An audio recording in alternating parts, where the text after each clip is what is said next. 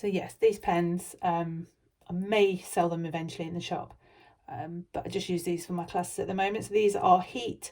So if you use a dry heat, or you can use the rubber end, it will get rid of the marks that you've made. Obviously, once you've embroidered over them, the heat is the best way to do it. So it would be with an iron without steam, or hairdryer, I assume, would do it. I haven't tried that, but dry heat is what it says on the pack. So then what you want to do is transfer your design.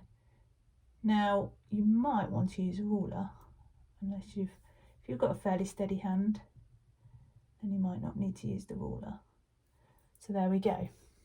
And then around the edge, and because these lines you can remove with the pen, you don't have to be quite as careful the way when you draw them on. You can see my line's already not particularly straight.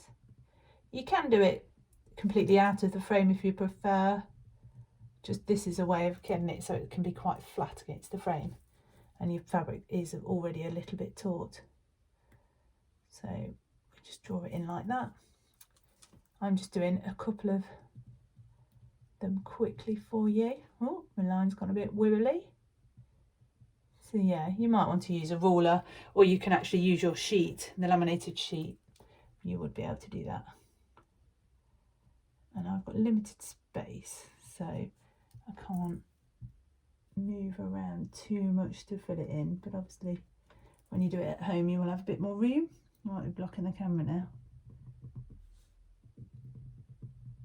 So you just draw those and that. I won't do the whole lot, but just to give you an idea. There we go.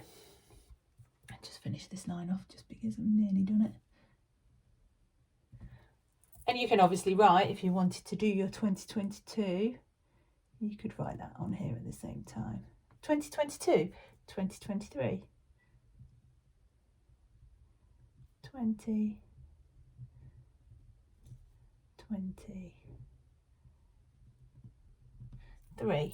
and we can test out the rubbery part. So you can see there, has actually rubbed it out. I don't know whether it's the heat from rubbing it.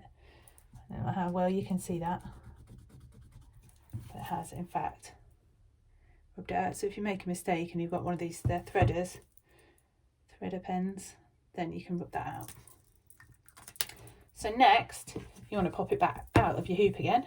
What we have found, I will laminate your sheets, because what I've found is actually the ink does transfer onto, so it's just normal printer ink. So then loosen that, pop the middle out again, and then you want to turn it over. So we turn it over, this template out of the way, turn it over back into the hoop. Obviously I haven't done the full template, so it might be quite hard to get centered, but just to ensure, if you were doing this sort of dial type, obviously if you're going freestyle, it's entirely up to you and you don't need to use the template. You can do all sorts of things. And these sections as well can be filled with French knots or the weaved wheel, which I will show you on one of my other videos. So then you just want to make sure that it's all sitting. Oh, popped it out. Nice and relatively snug, and tighten it up a bit more. And tighten it. So you just want it to be almost like, you don't want to pull it out of shape obviously, but you just want it to be pretty snug, and you've got enough fabric around the edge to just push it in, and you want it to almost be like a drum. I can see it's still a little bit loose in places, so I'll just, and you don't want it to move around or become loose as you're sewing.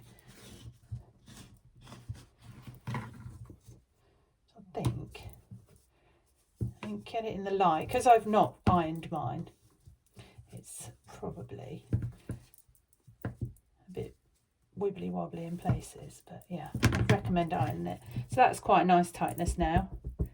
It's making a drum sound. And then you can use the trusty screwdriver and you've just got a screw in there. Oops. So you just want to do that as tight as you can get it, and then your embroidery is not going anywhere. Obviously, if you think you might want to get it out of your frame,